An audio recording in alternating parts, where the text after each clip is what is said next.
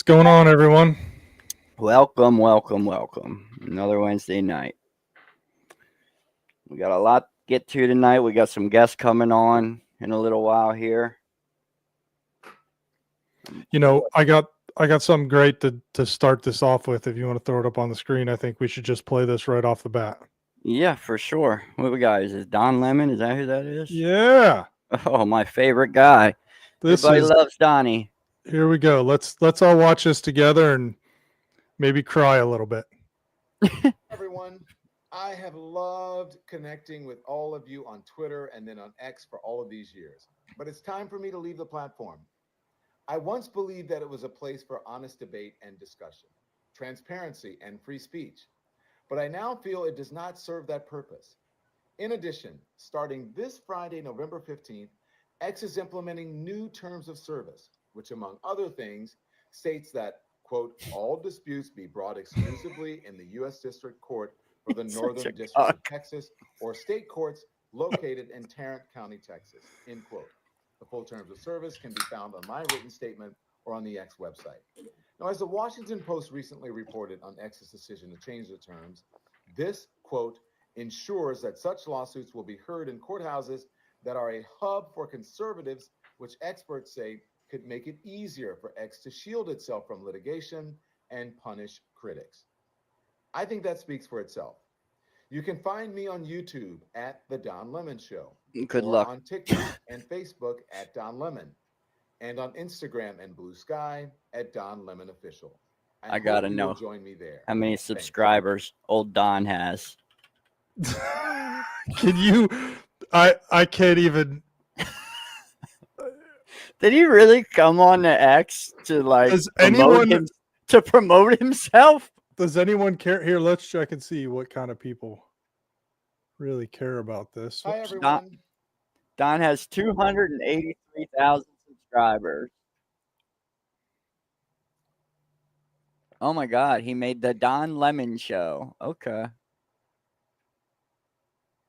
Oh my gosh, look at Brian Krasenstein just all over him, man. Oh my He is. God, he's one of the big six right there, bud. I count him and his husband as one entity, even though they claim to be twin brothers. There's a marriage license out there with both of their names on it. This is, I mean,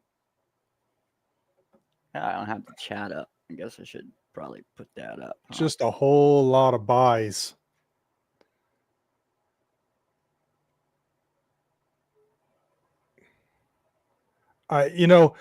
The funny thing is the way that he said that is he's upset because they're going to try the courts in a court that isn't beneficial to them. And what's been happening over the last 4 years, man?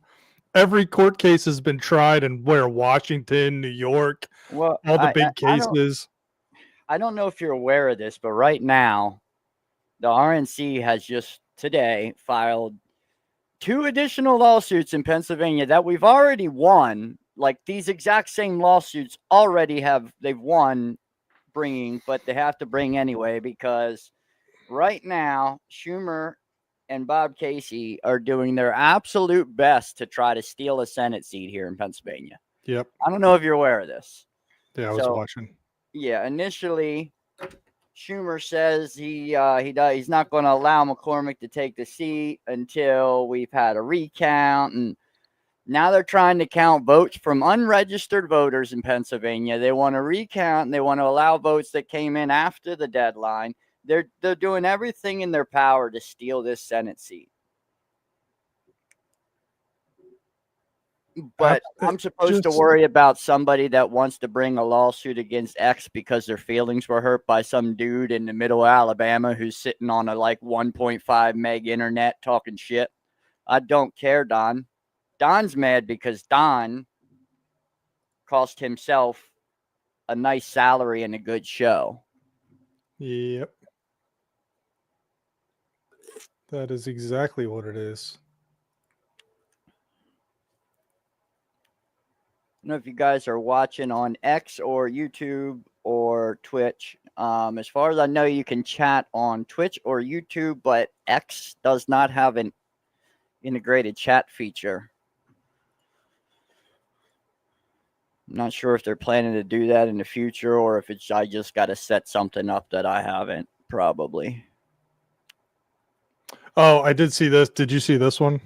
I have now. What do we got? All right, I'll just read it. First, the Supreme Court granted a president immunity for weaponizing the Justice Department. Now Donald Trump wants to appoint Matt Gaetz as AG. Confirming him would mean affirming the worst potential abuse of DOJ. He must be rejected by the Senate. And look at Elon's response.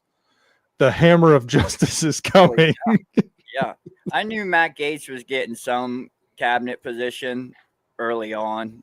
I didn't know what, but I knew something.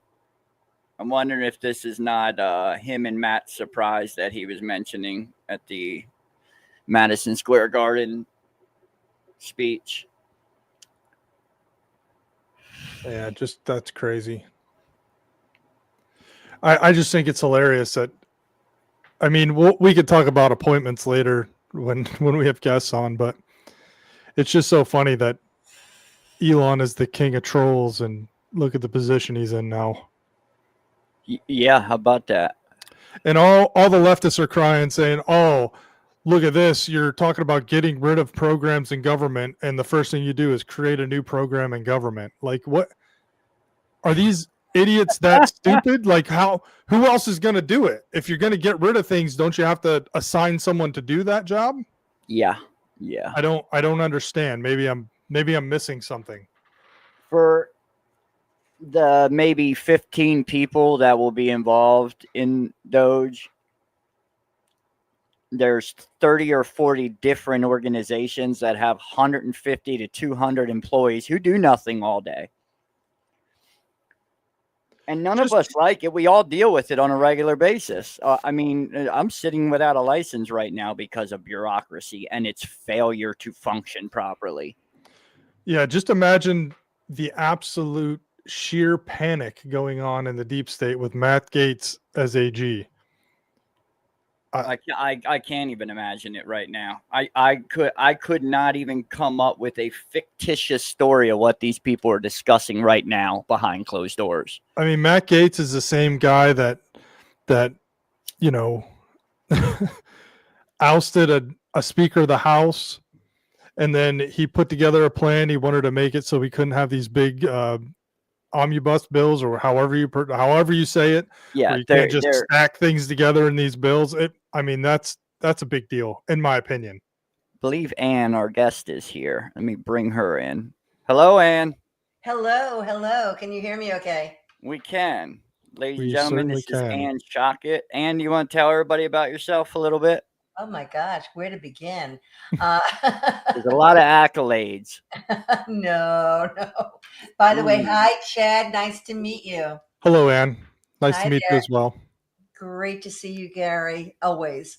You too. I'm a native New Yorker and grew up in a family that believed that you didn't talk about three things. You didn't talk about politics, making love, or religion. That was it. I'm Jewish, and it was really odd because my parents were probably one of the only ones in the entire community who were Republican. So that was strange to begin with. I am a very dedicated American first and Republican, and I just absolutely love my family, love my faith, and love my friends. I love this country, and I've had a lot of different positions in life, political and civic, and it's all about serving others so that we can have a peaceful, wonderful place in which to live. And that's what I'm all about. All right. Excellent. So what are your thoughts on what's going on? I mean, there's so much going on right now, but just share some thoughts. Absolutely. It's absolutely outstanding. My gosh. The country did wake up, right, Gary? They woke up. In a big way. They said enough with the establishment.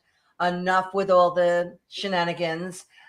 We will not be lied to. And thank God, 312 electoral votes, 72 and a half million popular votes, and he's in. He's in. Yep, Country there it spoke. is. He spoke. They spoke.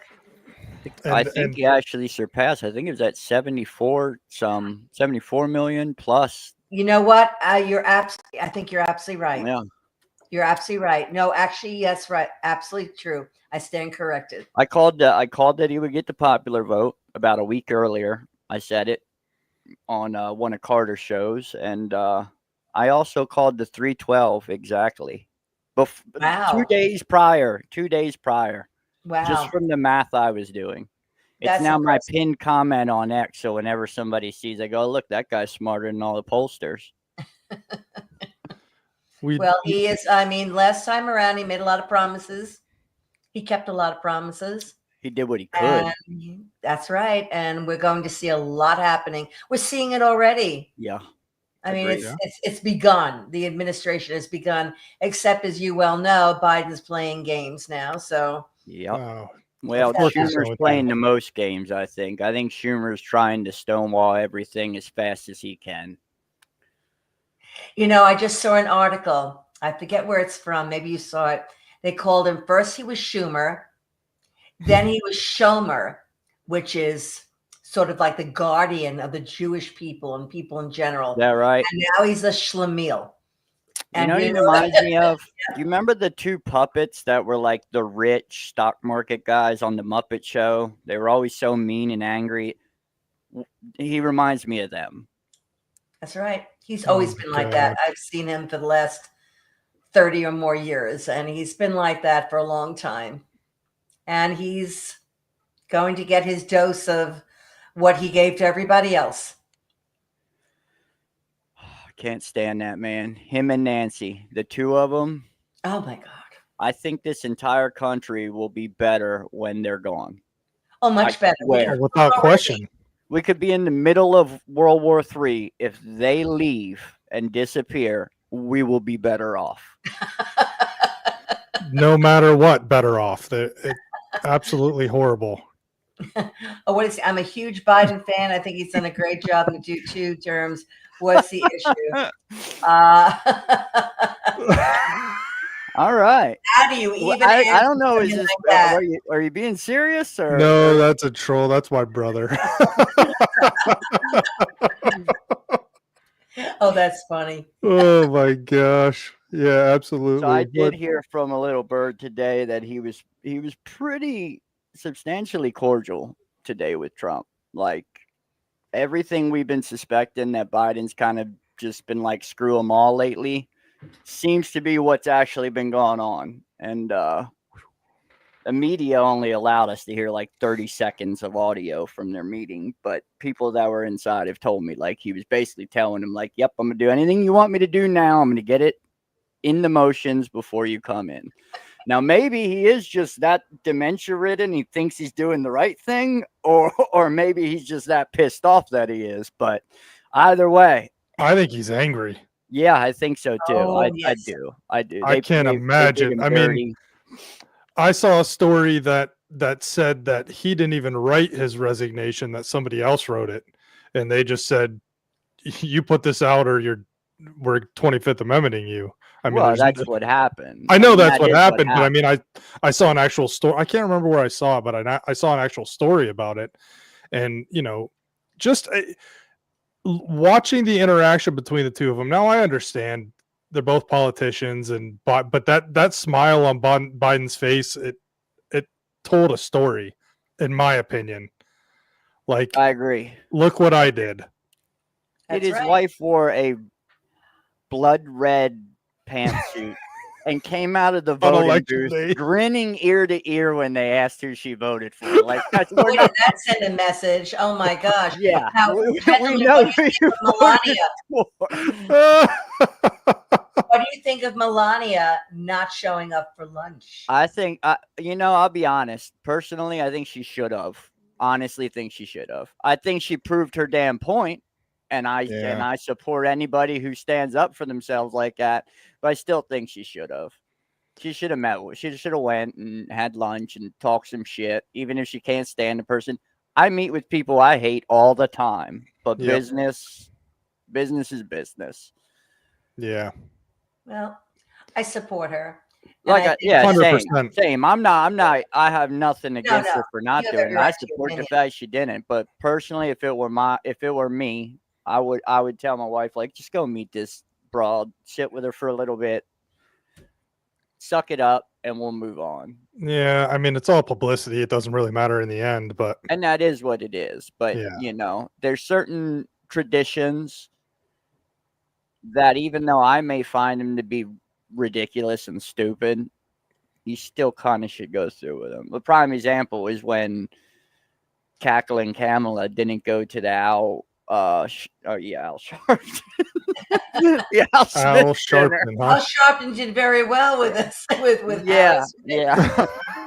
The Al Smith dinner. Like, you can't not go to that. I mean, even Hillary went to that shit. Yeah, well, who knows? It don't matter. Trump was elected. That's all that matters at this point. What do we think of these two? Oh my. Arrivederci. Yeah, I'm sayonara. telling you.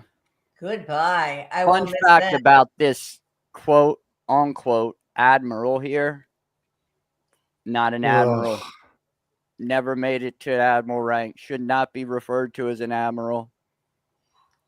Not an admirable. I don't not even- admirable. I don't Yeah. even care what rank that thing got. But it's important, though. It's important because forget the fact that it's a mentally ill man in a position of power. Forget that. Put all that aside. Mhm. There are people that spend 20 plus years in the Navy and never make the rank of admiral. Yeah. It is one of the most sought after things any sailor could ever have. And for Joey Bear to just say, hey, I'm going to make you an admiral. It's unacceptable, man. It has driven me nuts. Every time I hear them refer to that dude as admiral anything, I just it infuriates me. Well, it's in line with the disrespect for any type of law enforcement, military, or anything. It's Yeah. very just disrespectful. It's like a slap in the face. Agreed. That is a complete slap in the face. Pete Hegseth. What do you guys think? What do you think, Chad? You know, honestly, I don't know that much about him, just the short things that I've been reading about him today. Hopefully somebody knows more about it, but I mean, he I think served he's a in great combat. pick. I think he's a great pick. he seems like a smart guy. I've only seen him on TV. I don't know what he's like in reality. I think that's what most of it is. The only amount of knowledge everybody has is him on Fox and Yeah. Friends. And that, I mean, how do you This judge was someone from that? This is a badass. Like, this is a badass combat. Yes, Yeah. he is. Oh, I think absolutely. I it's a don't great deny pick. that. I just don't know anything else about him. I got Unfortunately. apparently Very well educated, has served. Oh yeah, he went to Harvard. Very What, talented. anybody know what his degree is in? I don't. I don't know. I'm going to find out. Oh, We good. got Gunther here. I'm pretty sure Gunther's also from Pennsylvania. Gunther's good account. He posts a lot of good stuff. But apparently, he's saying CNN is already freaking out. Let's check this. I'm clip straight out. up just saying we should not have women in combat roles. It hasn't made us more effective, hasn't made us more lethal, has made fighting more complicated. We've all served with women and they're great. It just, our institutions don't have to incentivize that in places where not traditionally, over human history, men in those positions are more capable. I'm straight up just saying I we agree. should not have women in combat roles. It hasn't. And it's nothing against women at all. Bachelor of Arts in Politics at Princeton in 2003. I thought somebody said he went to Harvard. He did go to Harvard. I remember Interesting. reading that. He Yeah. probably finished school at Princeton, but I'm sure. Oh yeah, maybe a lot of that's different. times you go to different schools. Oh, yeah, of course. Maybe It's- got the shits halfway through at Harvard and said this place is a joke. Well, you know how hard it's going to be to find any information on somebody they don't want in a position. Yeah. Well, he's very, very positive. I mean, he took part in the marathon to support the veterans. As a matter of fact, I'm sure you've seen all the pictures of him standing in his bathing suit. With his tattoos, they're throwing a fit about the. I Most know. of those tattoos are like the most patriotic that you could get, but they don't know what they're reading. And right away, there was these insults. Oh, he must be a Nazi or something. No, but Oh my gosh. No, anything but. He's patriotic, he's smart, he's savvy, he's talented, he's successful. I don't think that the people in the United States are used to that after these last 4 years. I mean, it's almost a shock to our because for system. the last 4 years, we put people in roles that they're unqualified for, just like their candidate for presidency was completely unqualified for the role. Absolutely. They still spent $1 billion, $20 million on her, though, didn't they? Got a Master of Public Policy from Harvard. Oh, a Master of Public Policy. Okay. Yeah. There you go. Interesting. Well, like I said, he's one of the ones that I'm just kind of like a wait and see, I guess, for me. Yeah. You know, for anybody else, I don't know what their opinion is. I'm excited about it. I think mixing things up is going to be a good thing. It's good to get someone that hasn't been in politics all their life in that position and see what they can do and maybe hold off on some of this craziness that's going on in the world. You know, I just don't want any more war hawks. I've had enough. No more money to war, please. And if you are going to be that guy that wants war, don't make it a 9-year war that your company, that your CEO of gets to build all the infrastructure. Make it a 2-day war and end that shit real quick. That's who we need in those roles. I'll be honest, I thought Tulsi was going to get that role. I did. Leading up to this, that's what I thought. Yes, I was leaning towards that as well. Yeah, that's what I thought was going to happen as well. But hey, I'm perfectly happy with Tulsi's role at this point. That's for sure. Absolutely, same. I mean, what? Again, a badass dude. Oh, hard nose. I can't imagine. There's got to be some terrified people. Terrified. Absolutely. And that's what this is all about. I tell, like I said, everyone, it's like watching the NFL draft. Sitting back here cheering. I'm by myself down in this room in my basement, cheering and yelling. Nobody's around to hear it, but I don't care. Round. I think that Trump has sent such a definitive message to his supporters and to his enemies, you know, here and abroad. You know, this is what we're going to do. This is what I said. And here are the people who are going to make sure it's taken care of. I completely agree. Even Mark Levin this evening, and I was listening to radio in the car, even Mark Levin said Trump has been more presidential these past few days than anybody's ever known. And he's very critical. He's always been very critical of Trump. He supports Trump, but he's been very critical. If you ever listen to Mark. Yeah, I do. He's been sort of Reagan-esque. You know, I haven't seen any crazy tweets. Not yet, anyway. They're coming. No. Well, he's doing a lot of work right now picking. Yeah, I'm sure he's just too busy. I just love the way they describe it, you know, that he has monitors all around him with all the information for all the nominees. I mean, it's really very high tech. Well, he came in this time with a huge, basically, cabinet already behind him. Whereas the first time he came in and he knew 2 people that worked in Washington, and they said, here, take this guy. Trust me, this is a good guy. Talk to this guy. He didn't know what he was coming into. And by the time he got it sorted out, boom, COVID, and that was all she wrote. And then they took the Senate, and there was nothing was going to happen from then on. And they didn't let anything happen. And then anything good that did happen in that last 2 years, that carried over from Obama somehow. Oh, sure. And anything that went wrong in those last 2 years, or anything that went well in those last 2 years, that's because Biden did that when he came in. Like, get your minds out of the gutters, people. Like, I swear with Democrats, it's anything good. That was from the last Democrat. And anything bad, that's his fault. All the time. Yeah, it's crazy.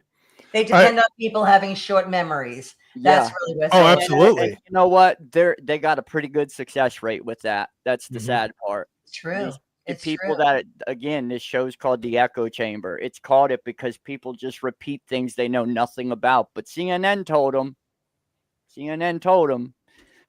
Karine Jean-Pierre said it, so it has to be true. Oh God.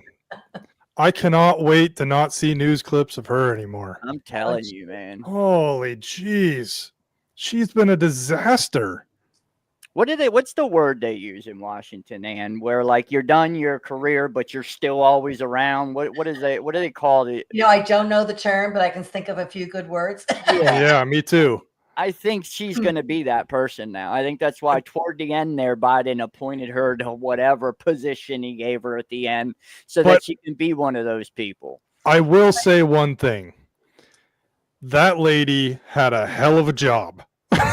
I cannot imagine having to be that press secretary. That would be a nightmare. She was protected. And I'm going to say this where everybody watching can hear. She was protected by the color of her skin. Absolutely. Period. I agree. Because the woman that came in first, she didn't make it. No, she did not. But remember Circle Back Lady? Let's she basically she landed very softly with a very cushy job in the media. And that's where mostly everybody goes. Yep. Yeah. That's where they all go. That's right. It's almost like being a sports and it's on both sides. I mean, let's be fair. It happens to Republicans as well. But and I mean doing that job does prepare you for anything on TV. I mean, you have to answer questions. I just think the amount of lies and the spin that happened, it's terrible. She could never answer a question straight. But then again, who could answer a question straight dealing with this last administration? Nothing went well. There was always problems. Everyone knew Biden was a walking corpse. Even with all of that, they would have stood a better chance in this election had they just been honest the whole time. Yeah. If she went out there and answered the questions honestly, as bad as it was, there's a lot of people that would have had enough respect for them doing that they would have continued to vote that way. But there's a lot of people who've always voted that way who voted our way because of that specific thing. Like, it's bad enough that this stuff's happening. It's worse that you're looking us in the face and calling us liars. What I love is the fact that there were so many people 30 and under who got it. I mean, that's kind of amazing when you think about it. I mean, how many times have they actually even voted? And now all of a sudden they said, we've had enough. A lot of them. They haven't even lived in America that was good yet. I mean, really. And you know what? That's a shout out to all the podcasts out there. Yeah. That's all that is, man. Tim Pool, Steven Crowder, free media. All those guys coming on and talking about the truth or what they believe to be the truth, laying some facts out there. Now, they weren't always 100% fair, but there's some bias in it. I'll say something right now. One person that is not getting the recognition he should right now is Charlie Kirk. That man. Oh, God, he is a godsend. It's been the last 3 years. He has put his own money, his own time, his crew, they're paying him, traveling to campuses, getting these young people riled up and on the right track. I honestly think this election is owed to Charlie Kirk. That's how I feel about it. Yep. It's that he did that much. And people need to recognize how much he actually put into it. So smart and respectful. Yes. Right. And just like people are jealous of Donald Trump because of his immense wealth and success, they're also very jealous of Charlie Kirk. Of course. So absolutely. He's built an empire, which is amazing. Empire. And deserves all of it. Absolutely. Carter, how are you? I am well, thank you. It's good to be here, and I agree with what you're saying. I got it on the tail end of it there. Yeah. We've just been discussing the whirlwind of craziness that's been going on the last 2 days. Mm-hmm. It's fantastic. I guess, have you already talked about the Trump appointments so far and the reaction to them and the? A Well, few we of them, mentioned one not or all two, of them. but we didn't really get into it. I'm pretty sure Chad actually had something he wanted to put up then talking about them. I mean, if you want to take it over and do that, Chad. I didn't have anything to put up right this minute. I was Do just you going to have a talk chart? about I thought, was that someone else sent me that No, chart? somebody else must have sent it to you, but Okay. I was just gonna all of it. I mean, we want to hear your opinion on all of them. We've talked about which ones have we talked about? I don't even remember now. We talked about Tulsi a little bit. I came in on Matt Getz. Yeah. Yep, we were talking about Matt a little bit, not a whole lot. We talked a little bit about Pete, but I mean, we can definitely talk further on all of them because that is some of the most exciting news. That's the most exciting news happening right now. As I said, Carter, it's the NFL draft, and I'm in the basement cheering like I'm in a crowd. It is. How about the very first person who was selected, his chief of staff? Oh, Unbelievable woman. unbelievable. Yeah. An ace strategist, and she's Yeah. never worked in government. That's Really? what we want. Yep. Oh, good. And her father was Pat Summerall, one of the great sports announcers of all time. Yeah. Mm, Yeah. I didn't know that. Oh, yeah. Yeah. Yeah. I think she's great. I think this is the single most exciting spate of appointments in my lifetime. I've never seen a president do this quickly and choose people who are so absolutely stunning. I mean, every one of them. To put Tulsi in that position where she will now be the boss of the very people who ruled her to be un-American and tried Yep. to take away her That's right. passport. I imagine there are a lot of people packing their bags there right now because they're gone. They're going to be fired. Oh yeah. The responses on Twitter, people talking about her and being a Russian spy and all this craziness. Yeah, Yeah. you guys just keep talking. I am too, apparently. I got told that the last 90 days. Campaigning Yeah. for Trump the last 90 days, the amount of people who told me I'm a Russian asset, I've just embraced it, and I keep telling them I am now. They really lose their mind when they believe it. You know, they say it out of just to say it, but once you just say, no, I am, it's what I do. I work for Russia. Oh, that is They lose crazy. they lose their Percent mind. nervous. And Matt Gaetz, I mean, Merrick Garland and Christopher Wray both must be having trouble with their bowel movements right now because Matt Gaetz will come after them. Unlike anybody Yes, he will. appointed, he will go after them because they both broke the law. Now, here is the one fly in the ointment, of course. Thune, Mitt Romney, Collins, and Murkowski will block every one of those appointments. I know. They will team up with Schumer and say, This let's is why block they're trying every so hard appointment. right now to steal these Senate seats. They're Yeah. trying like hell. This woman, Mazie Hirono in Hawaii, how did she get more votes than Kamala Harris? And it's like 10% more votes. And if you start looking at the other states, Right. where are these senators all getting 10% Arizona, Utah, than the presidential candidate did? Are you telling Wisconsin. me there's 30 to 100,000 people in each of these states who go and vote for a senator but don't vote on the presidency? Is that what you're trying to convince us? It's sick. It's preposterous. And And right now, with them trying to pull this extra vote count in PA, it ain't going to happen. It's not happening. well, I hope Casey you're right. needs to man up and just call it quits. Right. I'm very worried about it in Pennsylvania because I'll tell you, Rachel and I went down to Jackson School, 5 blocks from here to vote. And the one thing they made clear to both of us they did not want to see was any identification. Mm-hmm. I started to pull out my driver's license. The woman says, oh, no, we don't need any identification. And I said, well, how do you know who I am?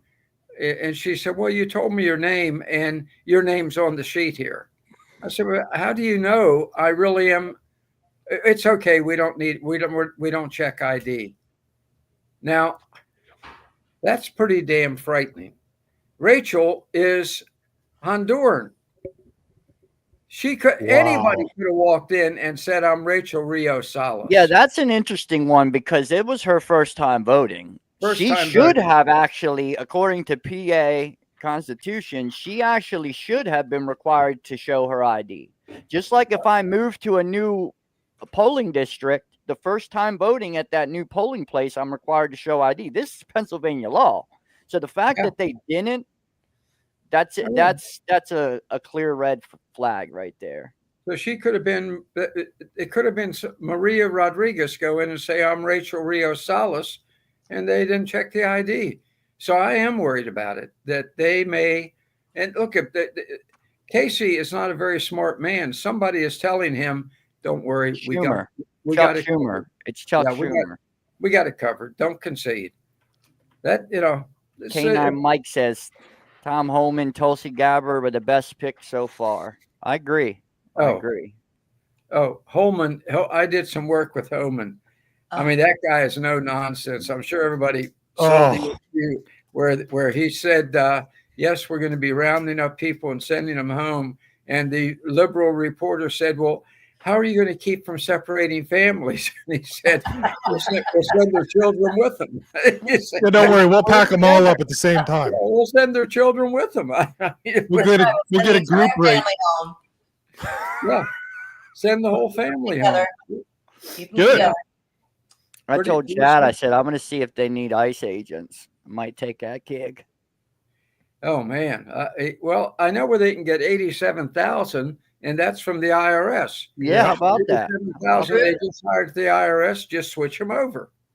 Well, we don't know how many of them were illegal aliens to begin with. Biden appointed them, so they, they gave them all guns, so I guess they're ready. Yeah, gave them all guns because the IRS needs guns. God knows. Yeah, so we've got the next. Well, that nightmare's over almost in 2 months. The what? We have to watch what's going to happen over these next 2 months. Yeah, absolutely. That's why I said right now, Schumer and Casey are trying to steal this PA seat. And they're trying to do it because if they get just this one, forget all the other situations going on around the country. If they get just this one, like Carter said, along with Mitt Romney and these other rhinos, they can stop anything then. Yeah. This seat is the most important seat that they're trying to steal right now. This is why Schumer said he's not going to allow McCormick to sit in his Senate seat. Yeah. Come on, man. You don't get to choose that, Chuck. You don't get to choose that. Yeah. Except there'll come a day where all of his backdoor protections don't exist, and Chuck will regret everything he's ever done. And I'm going to be alive for that day, and I'm going to be there poking the bear. What about a fear of some kind of mass amnesty? What do you mean? What are the chances of that? Biden's They've leaving. been trying to do that. They actually, I know they have. I don't know if you're aware, but like about 3 months before the election, they did 1.24 million amnesties. I know. It don't matter. Those people gone. If Homan doesn't see that you came into this country through the legal channels, you are in his mind an illegal alien, and you're out the door. And they're going in. They're going in the proper order. They're going to go for the criminals, the biggest threats first. So if you are somebody that's been here illegally for how many years, and you do work and you contribute to society, they're not coming to throw your ass out. They don't care about you. There's more important people they need to go after. So if that's the case, now's the time for you to do the appropriate legal things required to gain citizenship here. And if you don't, I have no sympathy for you when he does come knocking on your door. Exactly. They have to go after the human traffickers first. They have to go after the drug dealers first. They have to murderers, go after rapists. Yes, absolutely. Those will be targeted. Absolutely.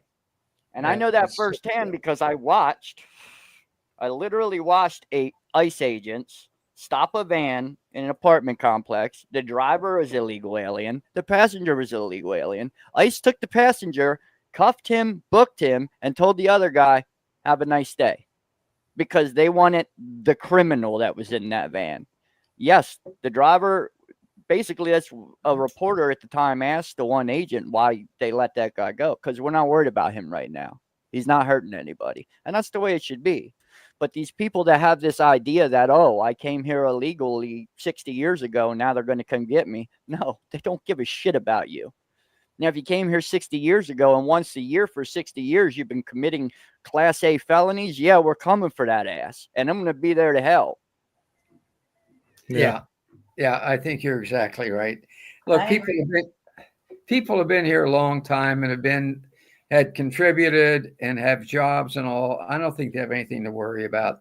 They really have to start with the criminals, obviously, but then just the 15 million that Harris and Biden left in.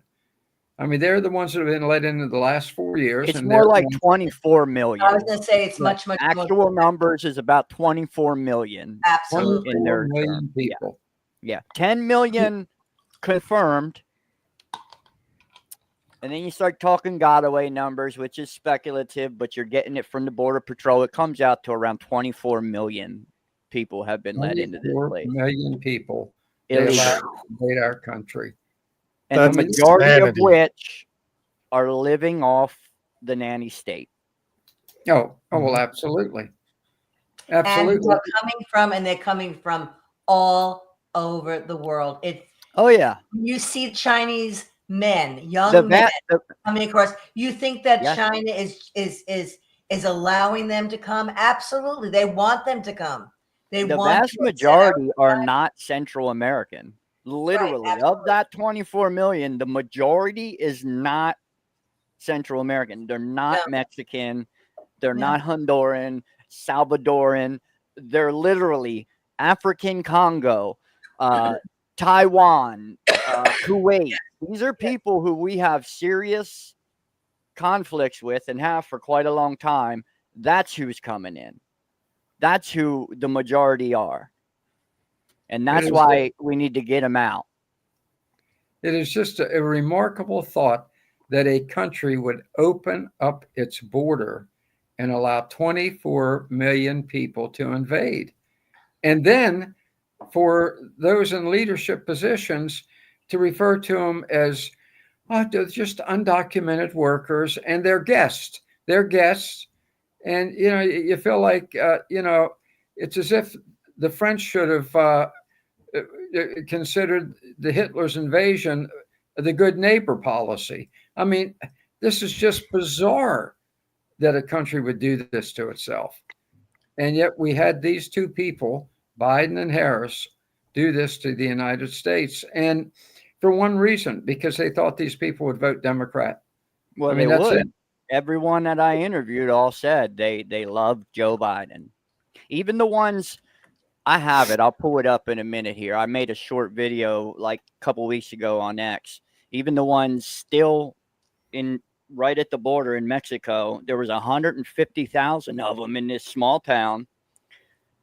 The food stocks were gone. The water was gone. There was miserable living conditions. And everyone that's interviewed says they want to get to America and they want to vote for Joe Biden because Joe Biden is doing this for them. They believe that. I think it's It even was a more. concerted effort. It's much more insidious. Yeah, I it was a believe that concerted there effort. was a Bring them long-term here. plan to actually create such chaos in this country and bring us way down. Look And at this look is at the statistics. The Mhm. Democrats for decades have had the black vote. They've had the black vote because they convinced them that they were the party for them, that the red team was out to get them. Yeah. Those very same people have finally started to see that that's not the case, and they lost the black vote, and they knew that. And rather than try to salvage that or bring those voters back, they said, well, we can make new voters. We can make 24 million new voters. And they started bringing them in. There were Border Patrol agents who signed up with the sole intention of protecting the borders of this country to do a service for America, who were then forced to load them in vans and take them to places. Yeah. that's Imagine right. being that guy. Imagine that. At And the same, coincidentally, they went to all these swing states. That's where they dropped 6,000 and 4,000 and Absolutely. 2,000. Well, they've been doing it for so long. Look how Rashida Tlaib got in, and so many people. I mean, they just filled up their districts. Not even the states, but the particular districts. The With, ones that matter. In our case, I mean, with Somalis or wherever it happened to be. I mean, this was very, very calculated. I do have to say, thinking about ethics, you know, I understand some of these guys are scared to lose their job, but they're breaking the law. Yeah. All these guys working for Homeland Security and all this stuff, moving these people around the country, they know they're not doing the right thing. Yeah. And they should have stood up and they should have said no. And I'm sorry, but that you took an oath to uphold the Constitution of the United States. Every peace officer that does this job in the United States takes that oath and has a duty to protect the people of the United States. I'm sorry, you broke the law. You should have said no. I understand you got to feed your family. I get it. I've been there. I understand. Mm-hmm. It still doesn't make it right. And maybe some of these guys need to pay a price. I don't know. You know, it's really tough. It's really tough. It's analogous to being in the military. If you know you're doing the wrong thing, yes, you should stand up and do the right thing. But if you also are told to take orders from your superior. So there's that fine line. It really is tough. Same with the National Guard on January 6th, who were sitting in buses just down the street going, why are we letting this still happen? Why are we not going in here? Good point. Well, yeah. You're trained to respect the authority of a ranking officer. Mm-hmm. Doesn't matter. And you're in a position, it's a catch-22. The ones who did refuse to do this shit down at the border, they don't have jobs anymore. I get it. I'm praying, it sucks, but I'm praying that they get their jobs back. Yeah. Yeah. Carter, you had something to say? No, yeah, look, I'm with Chad here. I'm sorry, but it's like when people talk about, well, yeah, the FBI did bad things, but you can't blame the rank and file. Sean Hannity constantly. 90% of the FBI agents are good people. Bullshit. They knew what they were doing. No. They went out and followed these directives from Christopher Wray and Merrick Garland to do ghastly things to the American people. You know, there was a group who used that same excuse all through the 30s into the 40s in Nazi Germany. Yeah. Yep. I'm just following the others. Well, I'm sorry. You are as responsible. See how well that worked for Eichmann at his trial? I just followed the others. No, those FBI agents, those Justice Department Gestapo, they knew what they were doing. When they went after look, how about the guy out in Utah, I think it was, crippled man in a wheelchair, that they blew down his door and gunned him down. He didn't even have a weapon because he had made a joke about shooting Biden, who was 200 miles away. And his neighbor said, he doesn't even drive. They didn't care.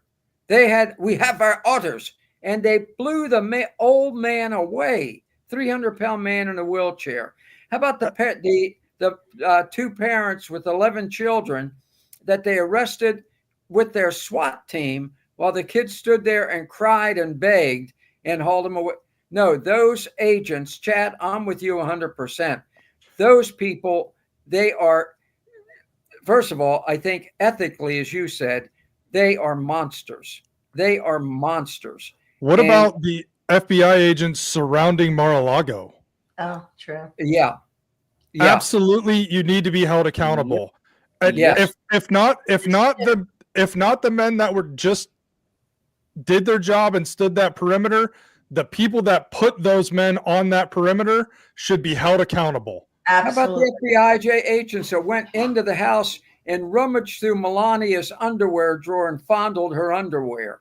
How about Fired. those perverts? At And the that is minimum, why, Gary, that's fired. why and that is why, Gary, that I just really felt that Melania was she Yeah. was right not to attend that luncheon. I agree. I agree with that. I mean, Oh, it's yeah. they have to. My feeling is that when you are an elected official, you're one of two things. Number one, you're a leader. People have, elected you to make the right decisions, but you also are a representative of the people's wishes. Exactly. And what she did was say, look, I was violated. And none of us should be violated. Just Nope. to Yes. say, absolutely. Absolutely. Absolutely. Horrible. You know, Trust me, I've I know better than most what that's like. Yeah. I've dealt with that the majority of my life. Even after I got my act together and been straight for years, they will not leave me alone. They will not. Once your name is in that system, they're Yeah. going to harass you for the rest of it. And that's a fact. Doesn't matter what you do. for the rest of it. I have 4 years now as president of Constitutional Rights PAC. I've put out very strong material waiting for a knock on the door. That's how bad things are in this country. If you say the wrong thing or what they don't like, they may come banging on your door in the middle of the night. And here's something we have to face here. And this is vitally important. They don't care whether you're guilty or not. And they don't care whether they can prove whether you're guilty. Because Nope. here's their attitude. We're the federal government. We have $4.2 trillion. And to go after you in court, how much do you have to defend yourself? And they will at the very least bankrupt you. Well, you And don't it's even get to defend yourself. They just lock you in solitary confinement, exceeding the amount of time they're legally allowed to by federal law. And then you Yep. sit there and you don't get the phone call and you don't get to meet with your attorney. And after a year or two, then you finally get to meet your attorney, and suddenly you're out, and suddenly, oh, it was a mistake, but you're not compensated for that time. It's sick. And that's another sick. reason why Trump was elected, because people started Yes. getting scared and said, oh my gosh, if they can do this, they can Yes. do this to our former president, what can they do to us? And that was I think a real indicator of how people were scared and finally woke up and saw the truth right in front of them, and then didn't allow this to become a police state. And you're so right. And now you're from New York, so you lived and worked in a city where they changed the law in order to allow some crazoid woman to accuse Trump of molesting her in a major department store. They changed the law in Yeah. order to get that prosecution. And like you said, Ann, if they could do it to Donald Trump, how about guys like us? That's right. Oh, yeah. We don't stand a chance. Not a chance. You don't stand a chance. You don't stand I a chance. I couldn't afford to try that. There's no chance in hell. No. And I think you're right, Ann. That's why that's why people finally said this has become a frightening country to live in. And Completely. the only way we're going to get it back is to get a president in there who will appoint people who fight against this tyranny that we're now living under. That's right. Absolute tyranny. And the problem is, leading up to this, now we have the ability to do that. Anyone who tried prior to this election, you just disappeared. I mean, that's the end of it. That's not a conspiracy theory. Nobody's just taking you and you literally disappeared. There are people who have sat in prison there's still people that I know firsthand are sitting in a prison who've done nothing wrong. That's right. The Supreme Court has ruled they shouldn't be there, and they're still sitting there right now. Yeah. I mean, look at it makes me so mad to even talk about it. Look at Rudy Giuliani now is being bankrupted as an 80-year-old man who is a hero of our country because he dared to say that he thought an election was rigged. I mean, that's his crime. He had the evidence to prove it. I have yeah. it right now. I literally We all have it. Yeah. Yeah. No judge would see it. And then on top of that, they go and they take this dumb broad from Georgia and say, here's a medal that you earned by cheating in the election for us. And now because we gave you that, sue that lawyer that was going to put you behind bars too. It's fucking, oh man, it pisses me off. All right. So, not to switch things up, but we do have to talk about at least one other thing, and that's Elon and Vivek. Got to Yeah. talk about that. I mean, that's maybe one of the most shocking things I've seen in the last 2 days. It is just wonderful because these are two guys who really are going to take it seriously. I mean, they have already said, look, the government takes in $4.2 million a year and it spends $6.5 trillion a year. It's got to be cut. I mean, that's over $2 billion that immediately has to be cut. And I did an email on it today to the members of CRPAC saying, look, here's some suggestions. Get rid of the Department of Education, get rid of the FBI, get rid of the Department of Homeland Security. I mean, right there, you're starting to make major. Well, I actually want Homeland Security. They just need to get rid of half of the employees who do nothing all day at the Department of Homeland Security. Right. Very civil service. Yes. But here's my problem with that.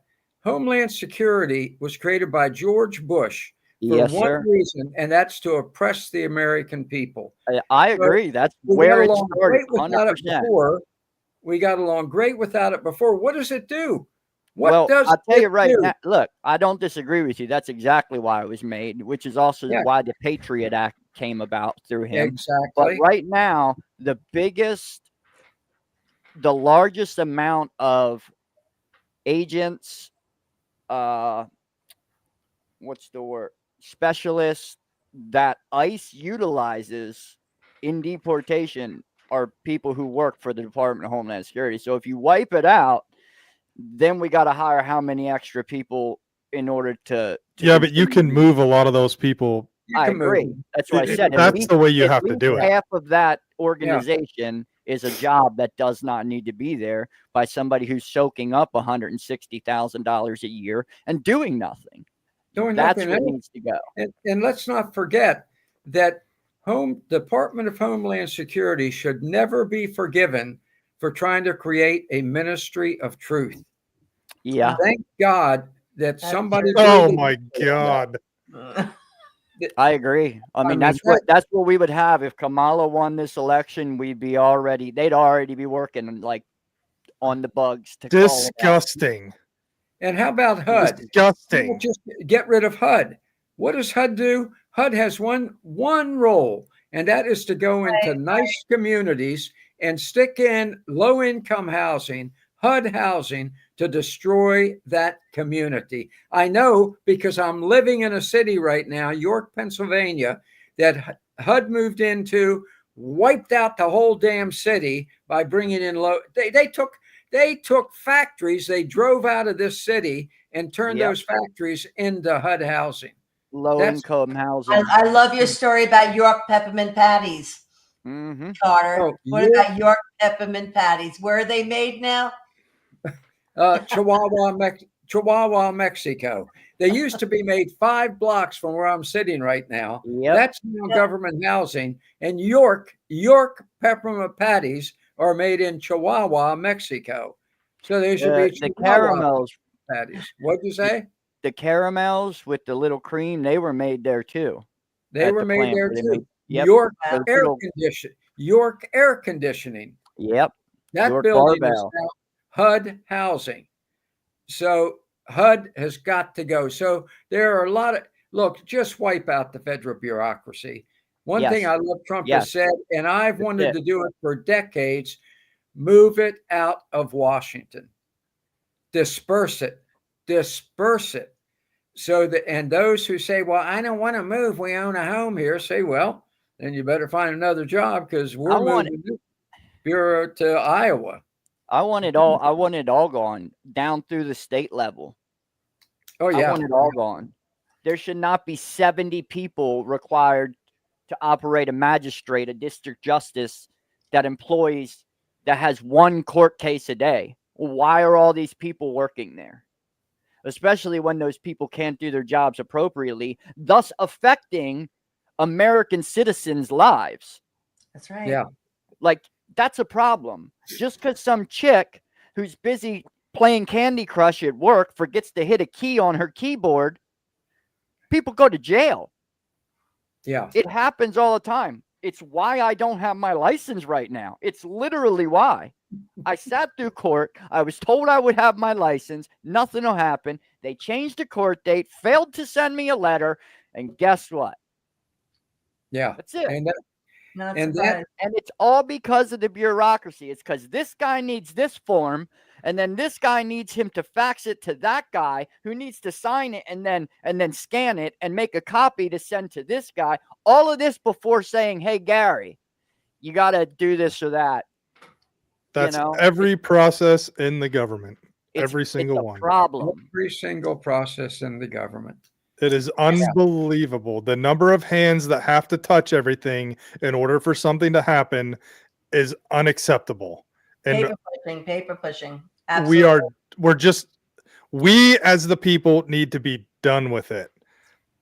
But we the people have to understand why and how this is happening. Just in the same way as in countries like Israel, where everybody has to serve in the army, unless of course they have some sort of handicap. Basically, I feel everyone should be serving in some place in the government for at least 1 year on the local, state, or national level, and see how it works. They would be flabbergasted. Yeah. And we would have a much slimmer government. Oh my gosh. It Well, is just look at, like, unbelievable. the Mhm. simple fact, like, some guy catches a felony, whatever reason. We'll say like a nonviolent, shouldn't even been that, but he got charged with a felony. This happens, right? That guy can't ever go serve the military because he's a felon. Guys do all this time, prison, get out, got nowhere to go. In perfect shape, healthy, smart. But we're not going to let them be soldiers. Instead, we're going to go to a high school, look for a 120-pound kid with glasses, and convince him, don't go to college, come work for us. And then he goes and gets his fucking legs blown off. And the whole time, the people that set it all up, they made $20 on that recruitment, so they don't give a fuck. It's sick. Excuse my language. I'm hot-blooded talking about this stuff. You're passionate. I like it. Because what you're doing when you're talking about the people's lives. I mean, anyone who's been a parent or a brother or an uncle or an aunt or whatever it happens to be and has loved somebody, do you want that young person to be taken advantage of? Absolutely not. I mean, it should tear at your heartstrings. It's a terrible, terrible thing. And they play with people like they're little miniature toys or something. It's awful. Yeah, exactly. We're toy soldiers to them. Absolutely. That's all it is. Toy soldiers. Toy soldiers sent into harm's way. Well, that's one reason I'm glad we got Tulsi there now. She is, adamantly opposed to warfare.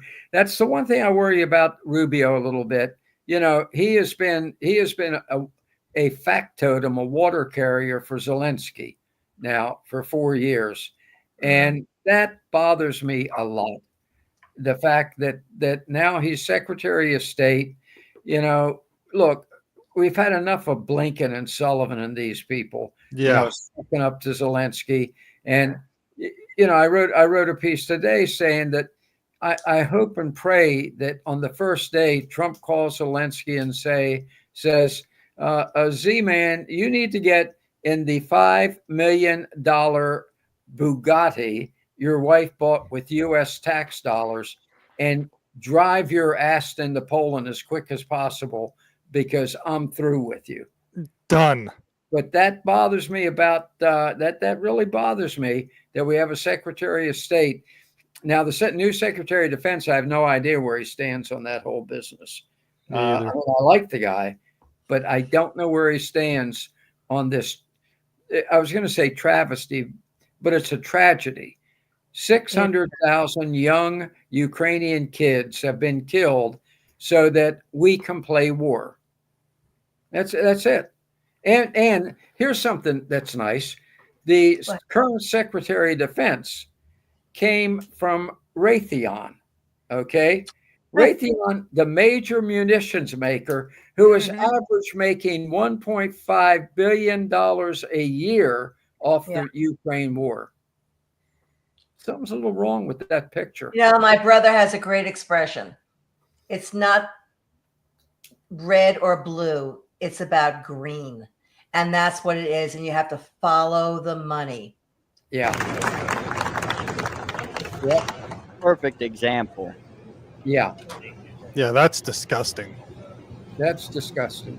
And then some smart son of a bitch says, let's videotape this and put it out so the whole world can see it. And they wonder why we get into the conflicts we get into. Well, and see, here's a case. This is money laundering. When you see that we send $200 billion to Ukraine, it's not $200 billion in cash. No. It's $200 billion worth of this. So we have stockpiles of this that we're not using right now. So what they do is they send this there, they blow that up, and then we have people like BlackRock or Halliburton rebuild all that. And that becomes cash. What we're doing is trading these munitions and innocent civilians' lives for cash. That's it. That's a hell of a picture. That's a hell of a picture. Signing death. It would Yeah. be one thing if you're in the military and you're signing the bomb on that plane. That's a different thing than a man that was elected by the people to represent them, putting his signature on a bomb meant to kill people. Yeah. That's Well, this horrendous. is the same guy who when he was AG of Pennsylvania, decided to make cashless bail for violent criminals in the city of Philadelphia. So in other words, when you shoot somebody, you don't need any money and you can bail out. Perfect. But if you didn't pay a parking ticket and get picked up, you're going to wait 7 to 10 days to see a judge before they release you. It's sick. It's sick. Well, hopefully this is the beginning of the end of the sickness. It's going to last a while. It's going to last a while. It's going to take more than one term to undo all this. Of course. Absolutely. It's just a start. You're right, Ann. But at least it looks like we're going in the right direction. These appointments, Trump's appointments, are no nonsense type people. That's right. Every one of them so far is just a real no nonsense type person. And that's exactly what we need. They're not a bunch of Washington insiders who want to, go along to get along. Unfortunately, Thune is, and we're stuck with him being in charge of that. And look, you are very highly connected in politics. What do these people think about? I mean, you're there in Washington, and you're highly connected in Washington. Don't these people understand how the American people feel about it when they see a situation like Thune being stuck in there at McConnell's behest? I think there's a culture, just like in any type of industry. And you hate to think of public service as an industry, but it really is. Yep. There's a culture. And when you're surrounded by layers and layers of that culture, you become numb. You really do. You think that this is the way the world is and that it's okay. I remember my first job. I was told by my supervisor, you have to keep your nose clean and you don't even walk home with a pencil. And that's the way I've conducted my life ever since. But unfortunately, people don't keep their noses clean and walk home with pens and pencils and everything else, everything else in sight. They see other people doing something and they feel it's right. And if that person's doing it, I can do it too. I think that people just feel that it was expected and what can they do about it. But this election is really, as I said earlier on, this election was against the establishment, Yeah. against what is normally accepted. And I think obviously the timing was really very interesting for that particular election. And I think moving on, you can't take care of everything, but boy, a lot's going to change. A lot is going to change. I mean, this Trump Mhm. is the ultimate insider. And I'll tell you, and I'd be interested in getting the three of you's opinion on this. I really believe that Don Jr. is going to play a very critical role this time around. And I think you can see his fingerprints in a lot of what's been done so far, because his attitude is very, very, very no nonsense. Bare knuckle, take no prisoners. He saw what's been done to his father, what's been done to his family. He is an angry guy. And I get the feeling that he is making some of these selections. I mean, we know he's the one that talks his father into J.D. Vance, right? Right. Yeah. I think he's definitely helpful, but I mean, they asked him several times. He says he doesn't want to be in politics. Like, people have asked him on numerous occasions, but I don't really know. I know he definitely went to bat for his old man throughout this campaign. There's no doubt about that. Oh, if nothing else, he 100% has the president-elect's ear. Obviously, Yes. he's his son, and of course, he's angry. I can't. He has every right to be angry. This is his family. This is his legacy. This is everything. His father raised him to be the man that he is today. Yeah. And a lot of people don't hear the positive stories about Trump, but there's a lot of them out there. Yeah. There are a lot of them. And take a look at the videos of Trump being Donald Trump Sr. being interviewed over the years. He did not expect to be in politics, but he No. loved America. So for all you know, maybe it's this next generation. Maybe Don Jr. will end up being in politics after all. Maybe. I don't know. I don't know if he will or not. Either way, he is right now, no matter what, if he wants to be or not, because Yeah. we all know that's probably the man that is listened to most by Donald Trump Sr. There's no question in my mind, when a big decision needs to be made, I guarantee you he's in the room. Absolutely. And you are a major Republican women's leader. What are you hearing in the scuttlebutt about Lara Trump? What is she going to do? I tell you, first of all, everybody I speak with, I used to be president of the National Federation of Republican Right. Women, and Right. everybody I speak with just absolutely admires her. I mean, I had the opportunity of meeting her a couple of times. She is, she has it all. She is a total package. She is brilliant. She is beautiful. She is kind. She just has it all. The people of North Carolina love her. The people of New York, people of Florida, all love her. There's talk right now, obviously, and people are taking it seriously since Marco Rubio is moving out of his position. They're talking about the possibility of her actually being appointed to fill that seat. Wow. So I don't know if that will take place. Right now, she's done a remarkable job overhauling the RNC, and they've done a really terrific on the ground effort. So we'll have to see.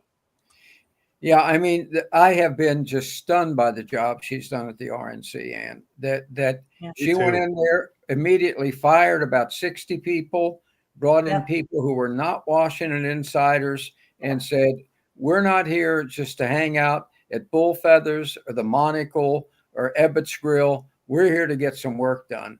And she made them do it. And it's just been fantastic to watch. I've been very, very impressed. I mean, I'm blown away by the woman. I don't know whether she wants to run for any kind of office now. But there's also, you mentioned her as a possible that DeSantis could appoint her to fill Rubio's seat. Is that what you said? Her home base really right now is Jupiter, Florida. Jupiter, Florida. But what about there's a congresswoman there, a Cuban descent. Her parents escaped from Castro, that I'm hearing her name floated too.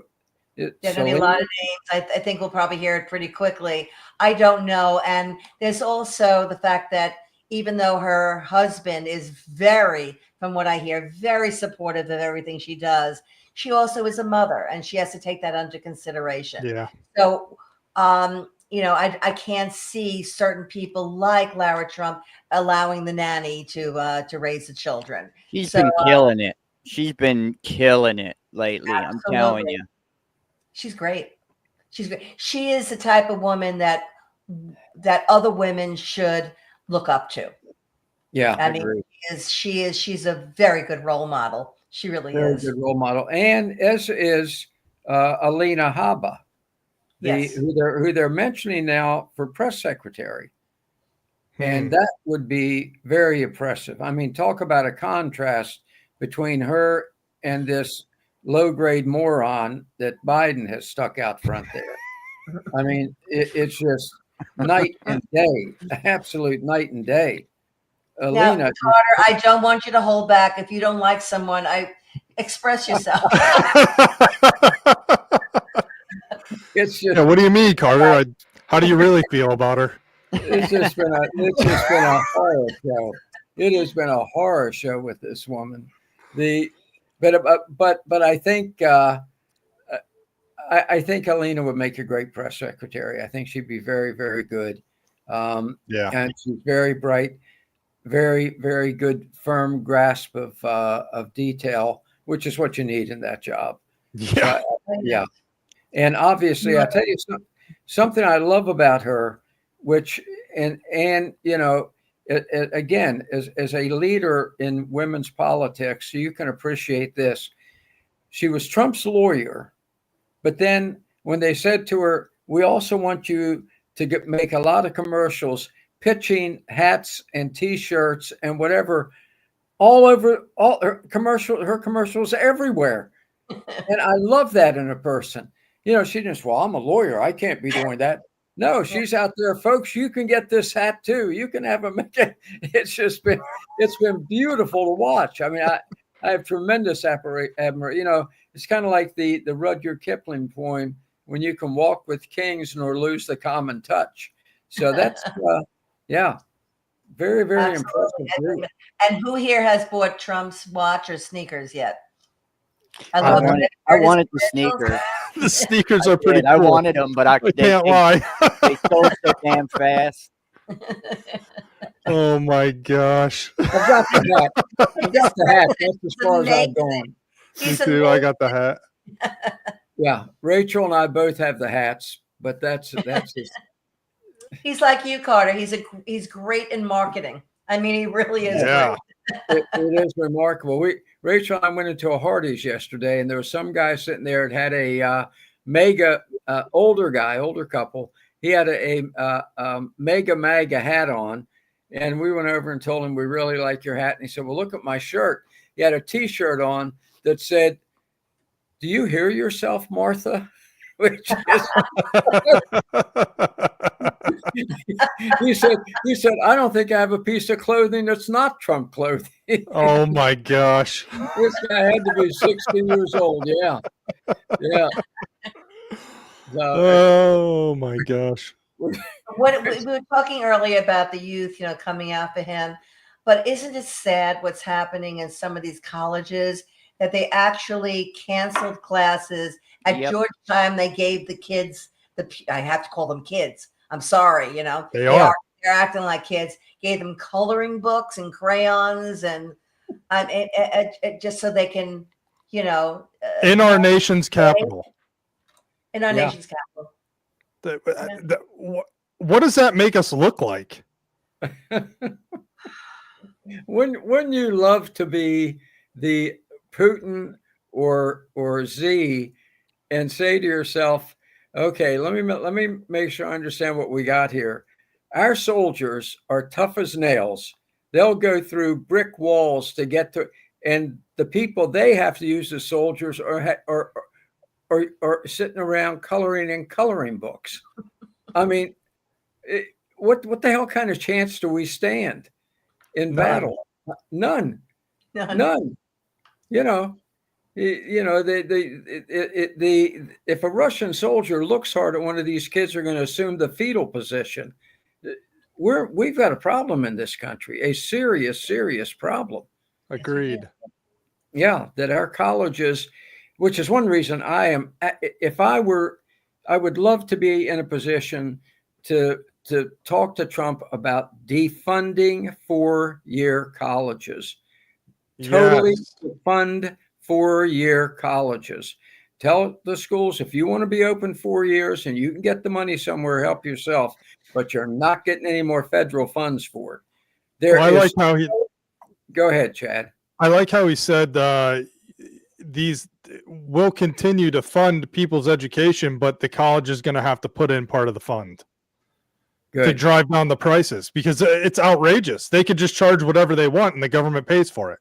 Government pays for it. And your first 2 years, you finish off your major.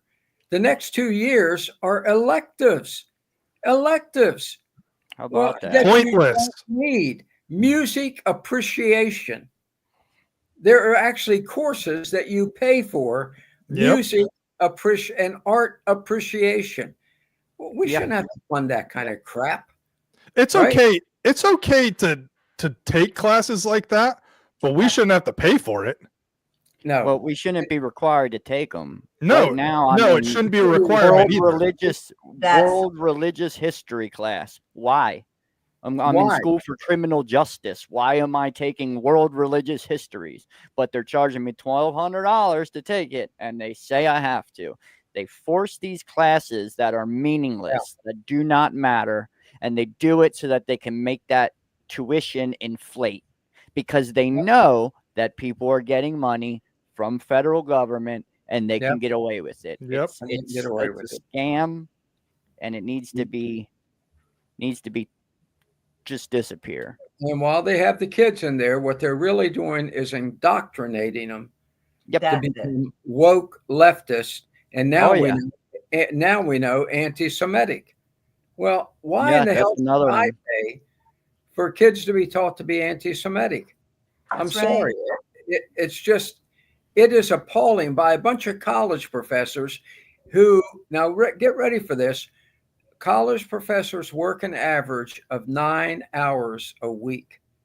Yeah, it's insane. 9 hours a week is what the average college professor works, and is paid $100,000, $200,000, $300,000 a year to do that. And within that 9 hours, they teach from notes they've had for 20 years. Yeah. So, look, this hopefully, who did he put at the Department of Education? Has he put somebody there yet? He's trying to eliminate the Department of Education. That's what he wants to do. Yeah, they want it gone, and I don't blame them. Well, yeah, they want to give it back to the states. Give it back to the states. Yeah, I wonder. But he's going to have to put somebody in there in the interim. Yeah, somebody's going to have to. Yeah, somebody's. I mean, that's going to be a long goal, because you can't just cut it off tomorrow. I don't know. Ask Javier. He basically just cut off like 90 different departments down there just by ripping them off a board on the wall. He said, "Yep, we don't need this. We don't need this. We don't need this. All of it's gone. It's a waste of money." It's literally what he did. I wish I had that clip so you could watch it. It's awesome. I just saw it today, I think, again. Oh, it's so good. He's like, department up. I don't need that. No, get rid of it. Abuela. Yep, just going down the list, taking all these little departments of this and that, ripping them off and saying it's done, polished. We're not doing this anymore. So he needs a real Luddite. We need a real Luddite to be put in as Department of Education. You know, somebody who prides themselves on their own ignorance. Yep. Yeah. What do you think about Huckabee being appointed as ambassador to Israel? I mean, I like Huckabee. I mean, I really do. I was just wondering. I like him. I think it's a good choice. I think he's he speaks well. I think he means well. I think he's going to do a good job. I mean, what else can you say? With all that stuff going on right now, I wouldn't want that job. But you know, hopefully he comes in and he makes the right choices. That is such a hard subject to talk about, and you know, our country is insane about it, which we shouldn't be. I believe we still have people who are being held hostage there. Yes, we do.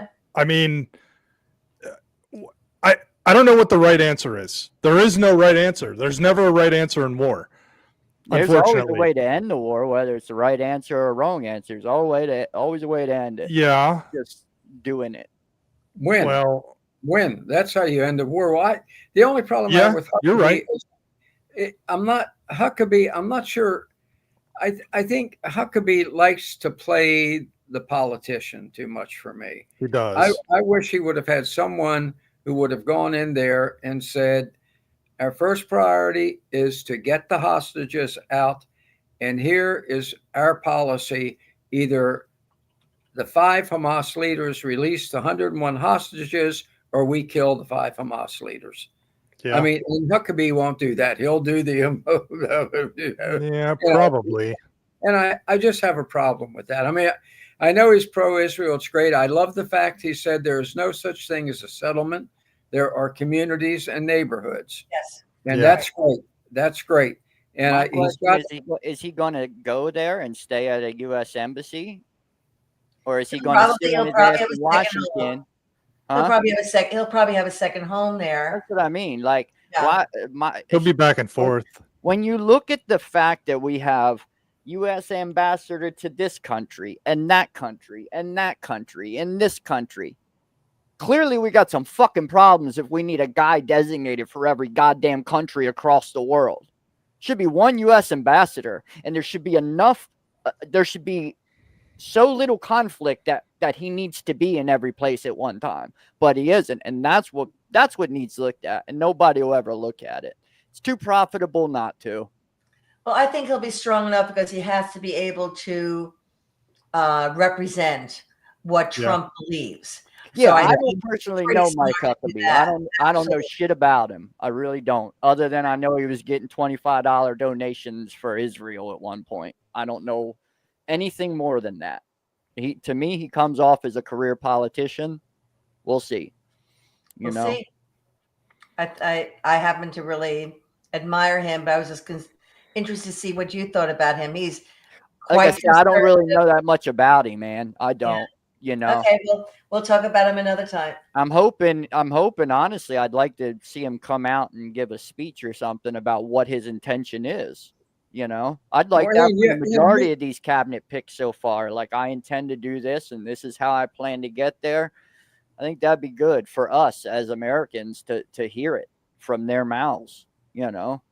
Yeah, as far as Huckabee, Ann has, I'm sure, had much more contact with him than any of us. Yeah. I'd never met the guy. Ann has been around him, and if she feels like, you know, he'll go in there and do a great job, then that's great with me. Absolutely. I think he'll represent. I think he'll represent the president, and that's what he will do. And he uses his own common sense. I mean, of which he has a lot, obviously. Yeah. He also plays a mean guitar, gentlemen. Yeah. Okay. Very good. From what I'm reading right now, it sounds like he has a lot of vested interests, actually. Apparently, even back in 2009, when Netanyahu wanted a 2-state compromise, he didn't even like it then. Apparently he just says, I want them out, and this is how it needs to be. And if he you know, performs that way, I think it'd be a good outcome. It'll end everything pretty quick. Good. That's all I'm hoping Based for. on what I'm reading about him, these are things he said, like quotes from him. We need that disaster to stop. Look, Yes, you're we- never going to have. I'm just going to give you my opinion. You're Peace never in going to Middle have. East. No. You're I never going to know. have there's never going to be a 2-state solution. No. No. There's not. You know, there is one Not state. possible. That's Israel, and there is already a quote Palestine right now. It's called Jordan. So Right. it's a very simple game. You know, Israel, Judea and Samaria are part of Israel, have been since biblical times, and that's just the way it is. And the sooner we just recognize it and put an end to the nonsense and say, you Palestinians, you Arabs want to live there, that's fine, but you are living in Israel. I don't think it'll ever end. These people have been at war for 2,000 years. Our country's 200 years old. Why do we somehow feel we're going to somehow stop this? It's religious wars. It's all religious wars. There's people that are so radical with their religion that they believe that they are the chosen ones, and they'll continue to be those same people regardless of what happens. Hell, if you gave these people Israel tomorrow, they would find a reason to invade and attack somebody else the day after because they're whacked. They're mental. I think Golda Meir said it perfectly. You can't negotiate peace with somebody who wants to kill you. Exactly. And this is it, period. That's it. That's it. You're not going to change their mind. Right. No. I do think, though, that I do, honest to God, think that Trump has a shot at getting rid of the mullahs in Iran. I think that the Iranian people do not want those mullahs reigning over them.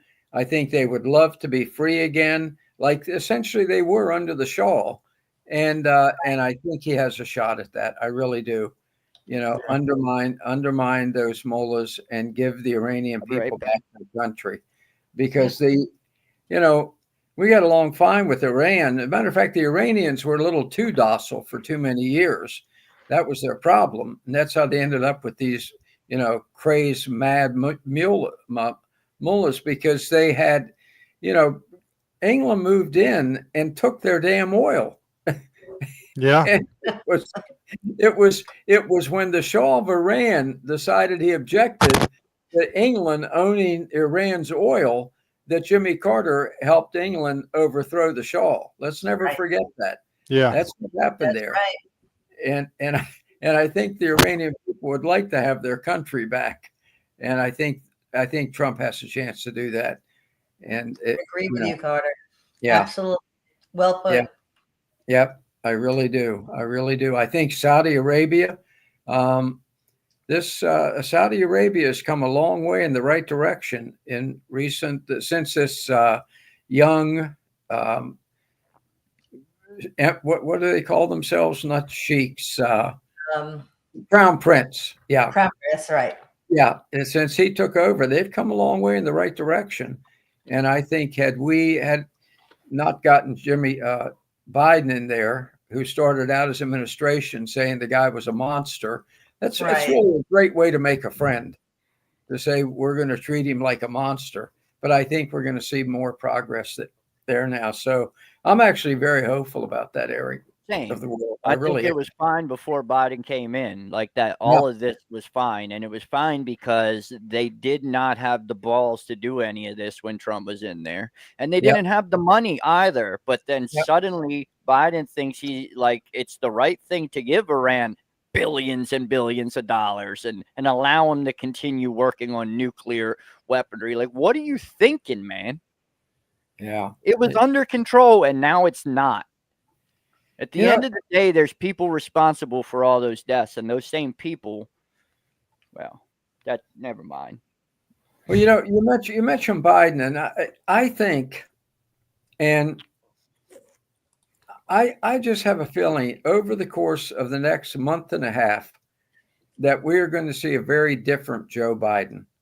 I was saying that before you came in here, You Carter. were saying that earlier? Okay, I'm sorry. I okay. was saying the same thing. Like, just because of the meeting he had today and the way he was speaking with Trump, it's like, dude, he's on the right side of history for the end of his presidency. That's what it seems like. Yeah. He actually asked Trump to work with him on the Gaza hostage and ceasefire deal. Really? Amazing. Oh, yeah. This is 2 Wow. hours ago. Absolutely. I hadn't heard that. Wow. That's good. Yeah. I had not heard that. But Fantastic. again, they only allowed 30 seconds of audio from their meeting today. Yeah, it was very They short. wouldn't let the newscast catch any of it, really. They can't. I mean, Yeah. there's enough of a meeting they can broadcast, just not that sort of. No, I'm saying that they can't for their agenda. Right. That's why they can't. No, It's you're not that right. they can't. They can do it. They You're should right. do it, but they're not going to show how they can work things out the right way, how they can do things the right way. They don't want to broadcast bipartisanship. No, they don't want to show that Trump is actually willing to work with this, and No. nor is Biden willing to work Same. with this, because suddenly Biden's a bad guy again. Yeah. Well, I also think about legacy. Biden would love to have a ceasefire as his legacy. Yeah. Oh, yeah. Imagine Go out that. on a high instead of a low. I hope he does. I don't know. I don't know. I know. It's Israel. Me too. Rubio made it pretty clear just this year that he has no desire for a ceasefire there. He wants to, he would like a completely different outcome, but we'll see. We'll see how it goes. The problem is, Gary, that if you have a ceasefire, it gives Israel's opponents the opportunity to catch their breaths, rearm, re-strategize. That's the whole thing. Yeah. Yeah, no, I'm aware. I mean, Yeah. a prime example is when you have the president and the vice president both claiming that going into Rafah would be a mistake and telling Netanyahu not to do it until he finally said, "Fuck you guys, I'm doing it." And guess what? Look at that. Problem solved. Yeah, Just like really. that. Now, people always say, why don't they just go in and eliminate this or that dictator? Because there's always one waiting to take their place. The difference is when that one's eliminated, you create chaos. And when that chaos is created, half of those people who are willing to fight to the death, they no longer are. So I think it was a good move. I think it was a good move. One of the most absurd statements of the past year was Kamala Harris calling for a ceasefire in Rafah. And she added, "I know it'll work because I have studied the maps." That's right. You said to yourself, "Excuse me? You studied the map. You couldn't study a map of Washington, D.C., let alone the Egyptian border." It's like saying you know a lot about the NFL because you watch the tapes, but the tapes are just the highlights from ESPN. It's the same thing remember back when she was trying to explain to us about the war in Ukraine? I never caught that one, but I can't when she imagine said how that went.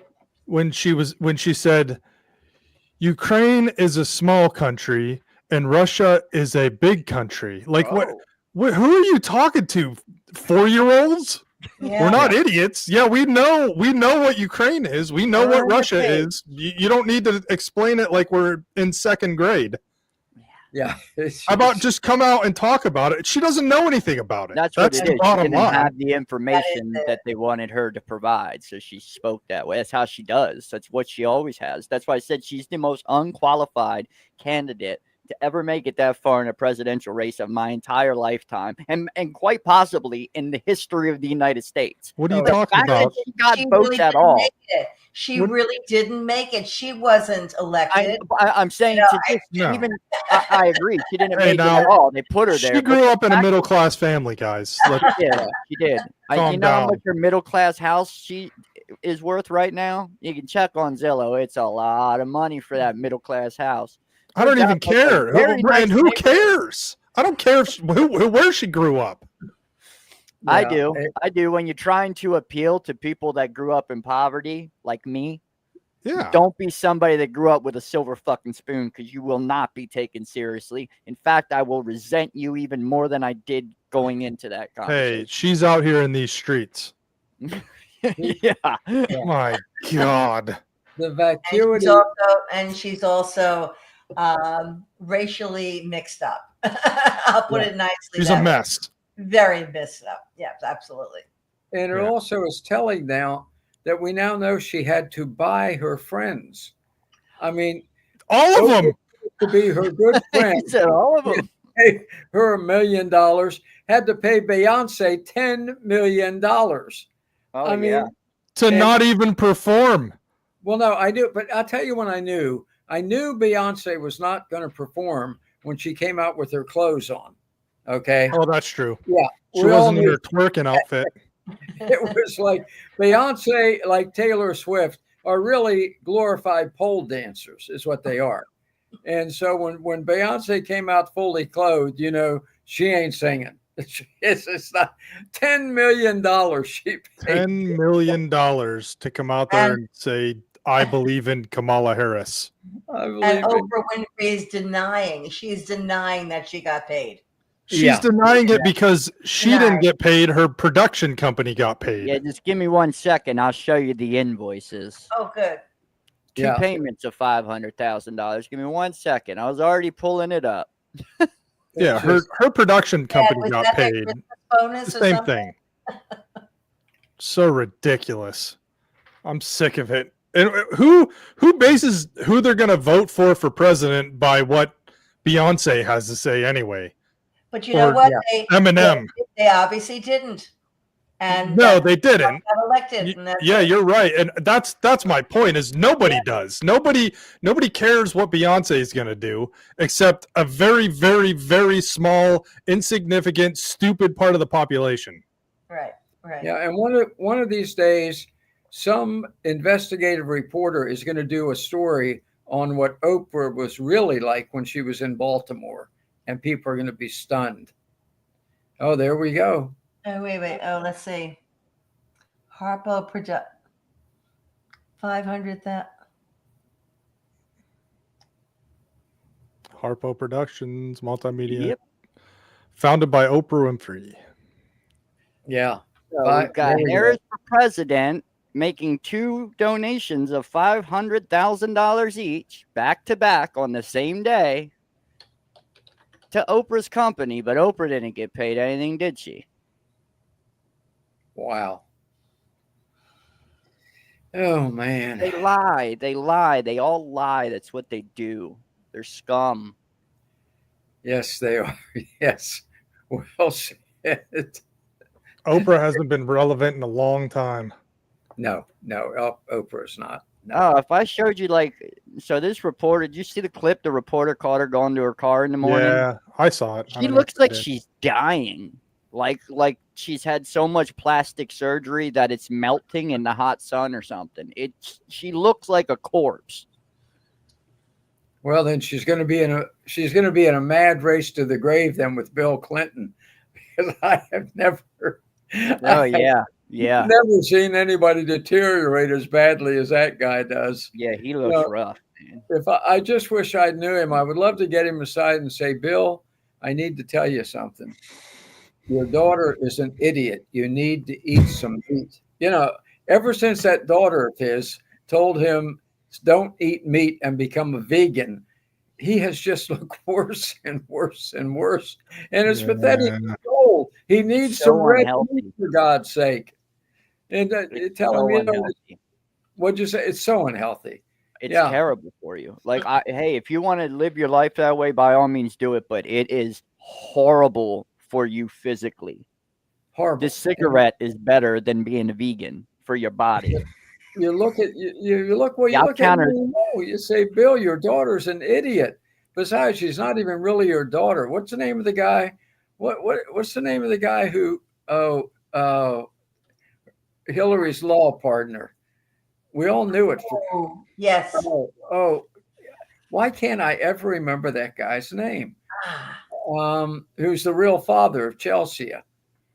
Doggone it. And when you see pictures of that I them, never heard. well, when you see pictures of them side by side, you say, "Yep, no doubt about that one.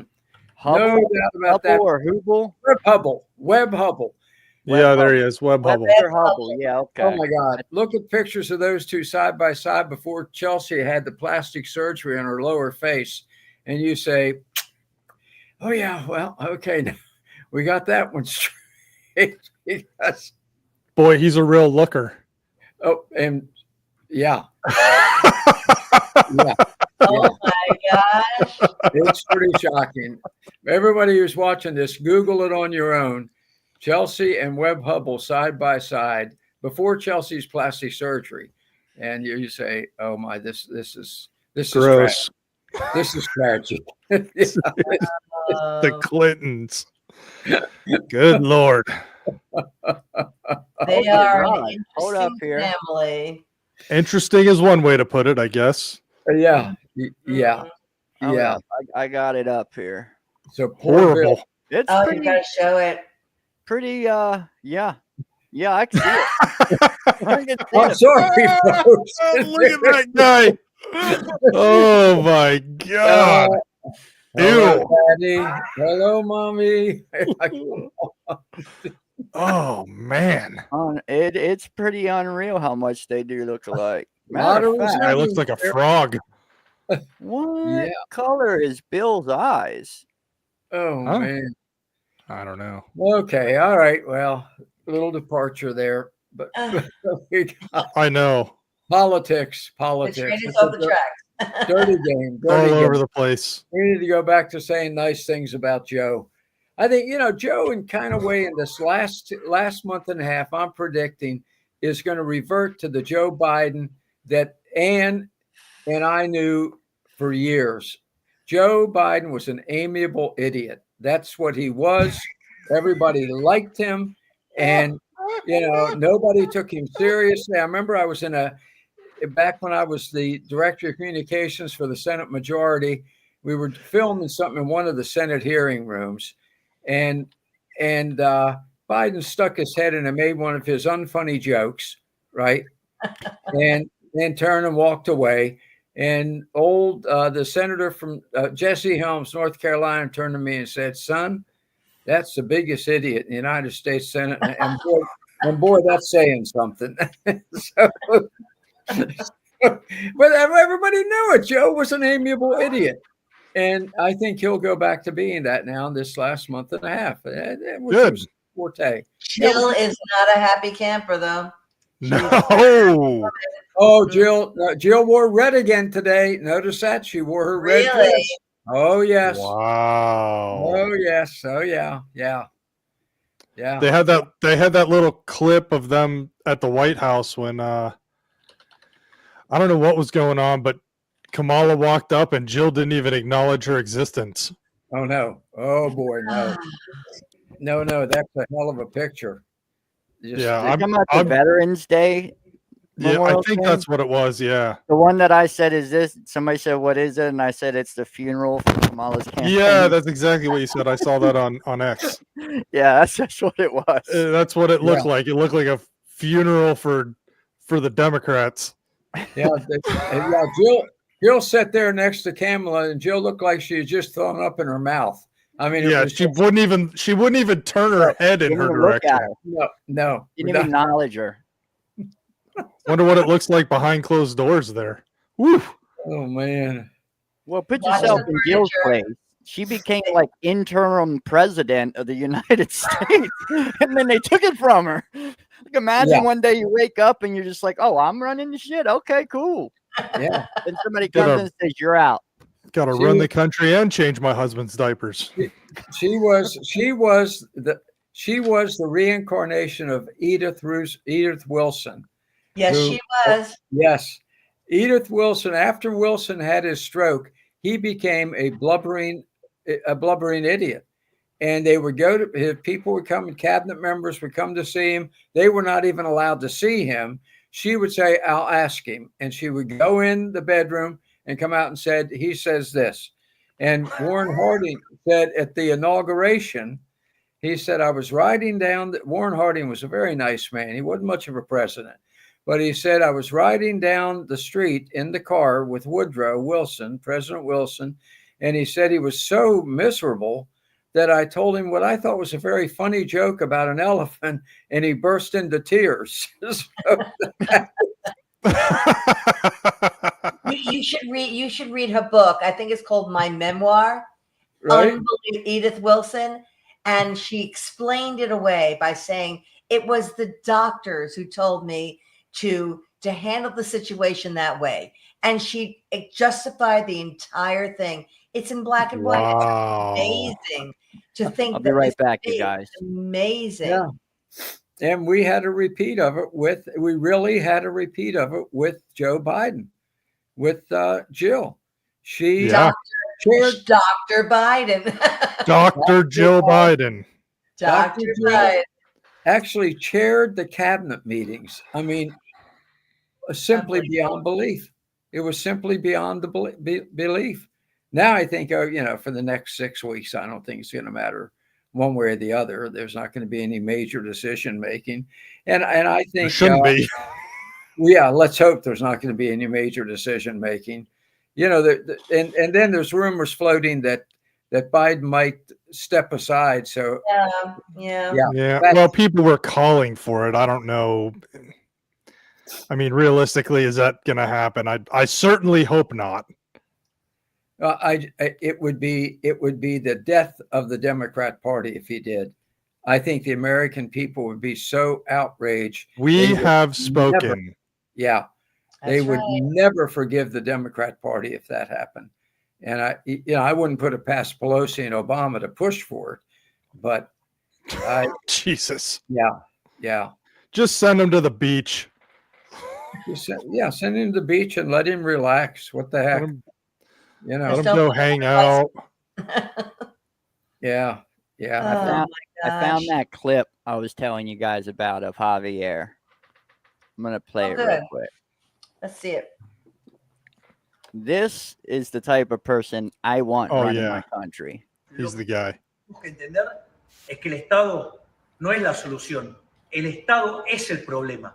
Ustedes, si se fijan acá, tienen la gran raviolada que es el Estado, el gran curro y la fuente de la decadencia argentina, que es el Estado. Esta es la foto del Estado que tenemos hoy. Essentially saying this is the government right now. Ministerio de Turismo y Deporte, afuera. Afuera. Gente de Desarrollo Sostenible, afuera. Ministerio de las Mujeres y Género y Diversidad, afuera.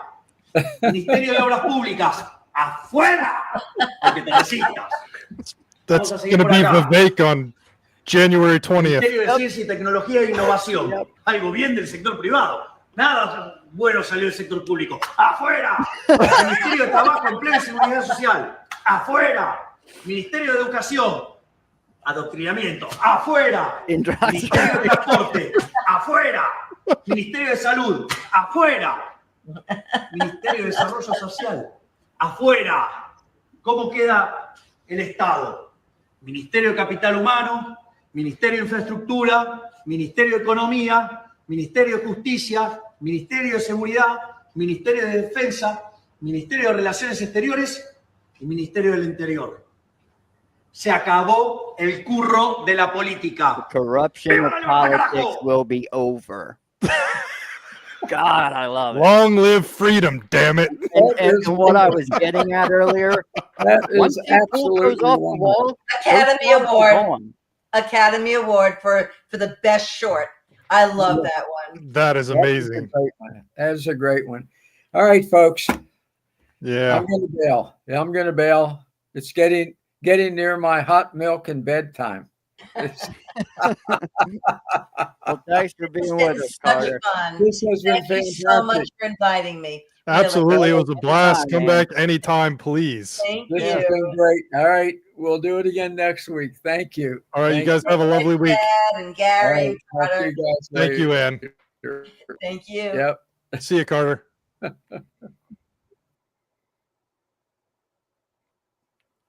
Well, that was fun. Me too.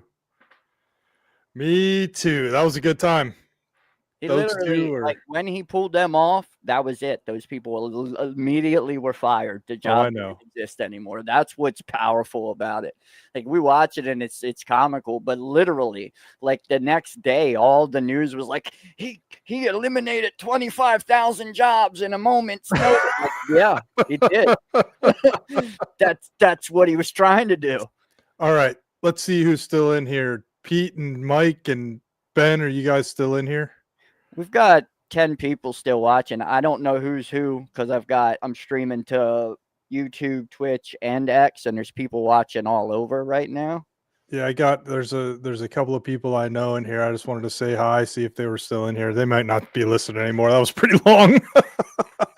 Yeah, we're about to hit the 2-hour mark. I didn't even realize we were at it this long. It's a fun show. You get sucked into it, you know? Yeah. I had a good time. And it's so Definitely much had a good smoother time. than sitting here with a script and editing. Oh yeah, I like it way better. Hey, look, my buddy Pete's still in here. Guy I used to work with, one of my best friends in the world. Shout out to Pete. Pete, you want to come in here and say hi? You can. Let us know. But I'd love to hear from anybody that anybody. wants to join the stream, just say so. I mean, we'll send you a link. Come say hi. You don't have to have a camera. You don't have to have anything. You just come say hello. But yeah, I had a lot of fun. Anne was awesome. She is a ball, man. She's a lot of fun to talk to. Yeah, that's what I was trying to remember. I said she was like the head speaker or whatever, the women's whatever. She said it then, and I was like, damn it, I don't know why I can't remember that every time. Yeah, she was incredible. Yeah, I went here, Marjorie here. All right, let's see what she has to say. All right, Pete, you don't have to come in.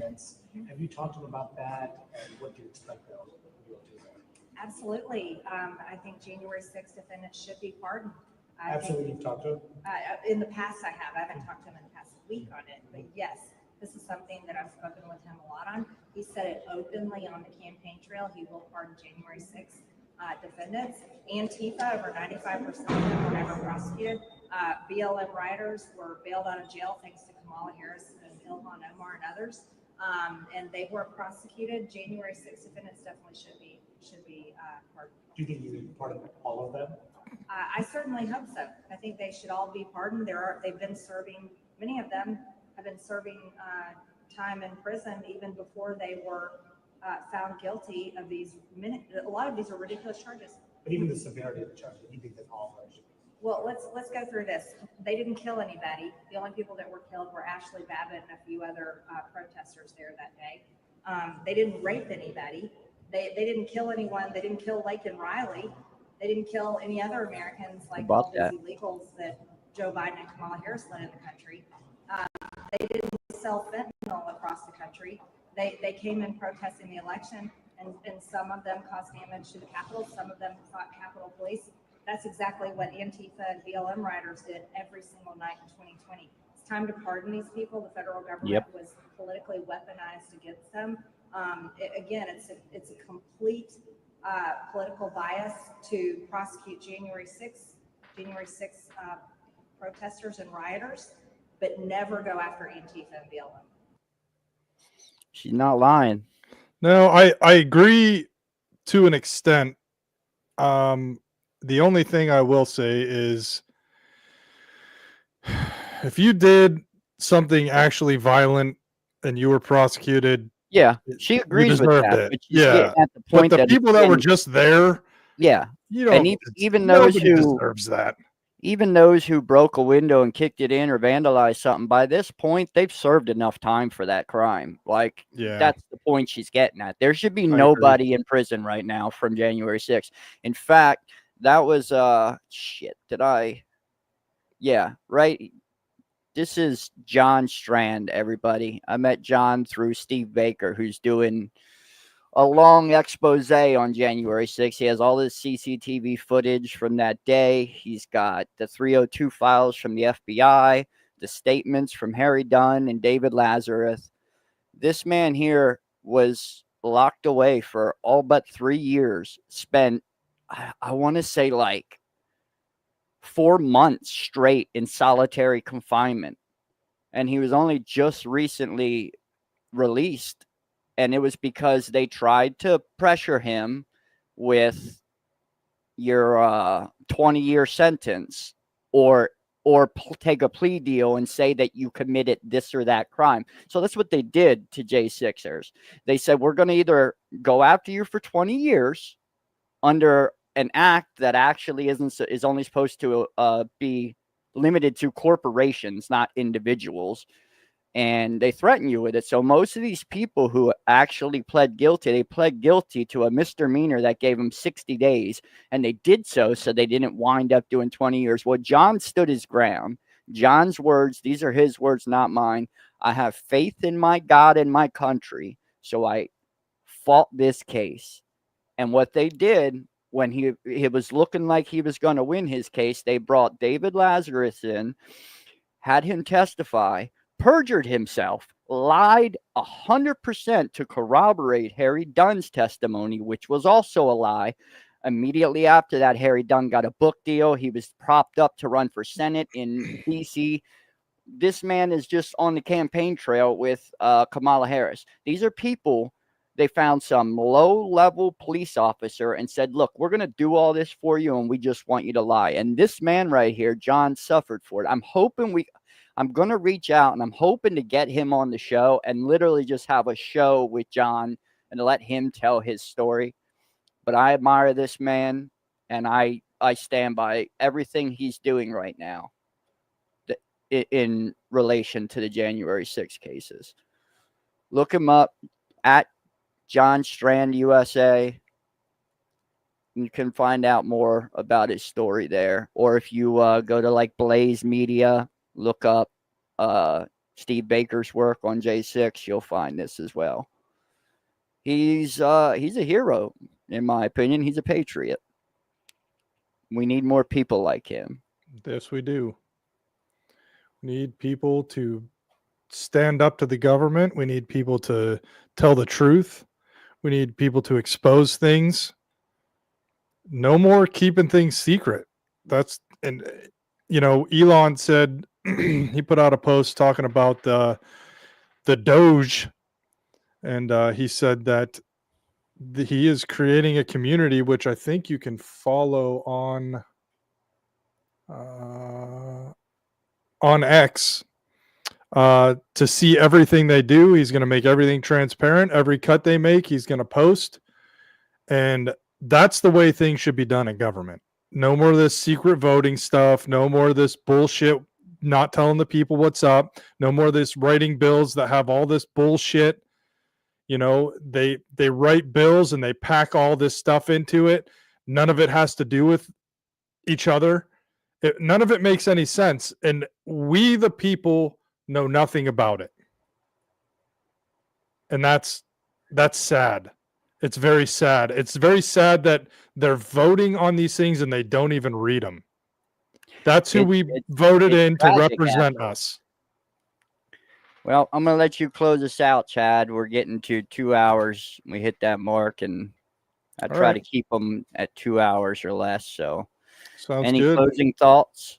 Not a lot. Just excited to see any more Trump picks that come on. I'm in love with the things that he's done so far, for the most part. I mean, there's a few in there that I think are questionable. I'm excited to see what he does with RFK Jr. Haven't heard about that yet. He's going to head up the FDA, man. Probably, 100%. but I want to see the appointment. Same. I think they were all working together to appoint other positions right now. They already know. Same with Tulsa. They knew where they were going. Yeah. Anyway, thanks everybody for being with us. We're here every Wednesday night at 8 p.m. Eastern time. So feel free to pop in anytime. Yeah. And stay American. Yeah, definitely stay American. Also, if you ever want to come on the show and express your opinion, you can get a hold of me at Chad Mercer 30 on X. Send me a message and let me know. We'll discuss something. We're up for any kind of discussion. Take care. Good night. Later.